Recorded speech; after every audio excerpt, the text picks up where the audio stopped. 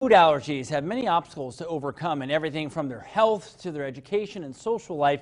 So when one South Burlington boy and his parents discovered that he had nearly 30 life-threatening food allergies, it was the beginning of a big life adjustment. Local 44's Devin Bates spoke with the Suarez Cormier family and joins us now in studio with the story of their challenges and their hopes for the future. Devin?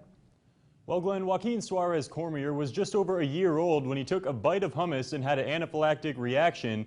In the years since, it's been an ever-growing list of allergies. He can't go to birthday parties or sleepovers, can't eat at most restaurants, and has even faced bullying over his conditions. But the family is hoping treatment can give him the chance to just be a normal kid.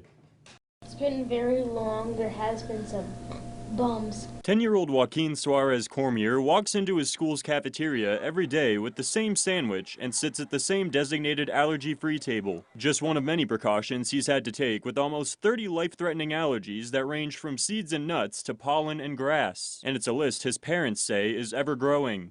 Very rarely go out to eat, and it makes it harder for traveling. Events, if we go to a venue, like a sports game or something, we have to pay attention to what people are eating around us as well. The movie theater, we take a lot of precautions when we go to the movie theater. We wipe down the seats before we sit. Despite the accommodations the school has made for Joaquin, he's been bullied by classmates who don't understand the severity of his conditions. There's been times where, somebody at Joaquin's table was waving eggs in his face and just thinking it was funny and a joke.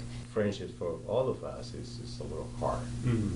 Usually when we have parents, we get along with other parents, but in our case, it's very hard to have other parents around. As the allergies piled up, his parents knew they were going to impact Joaquin's entire life. They found a treatment plan at the Southern California Food Allergy Institute, but it comes with a cost. $200,000 and 30 cross-country trips in the next 3 years. They're hoping others can chip in and help give Joaquin less challenges and a brighter future. It really will be life-changing for him. He'll be able to go to college if he wants to.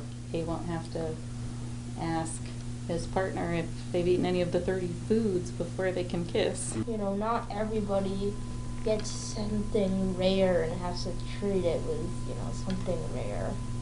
Costs a lot of money, which we don't have. It means so much to me.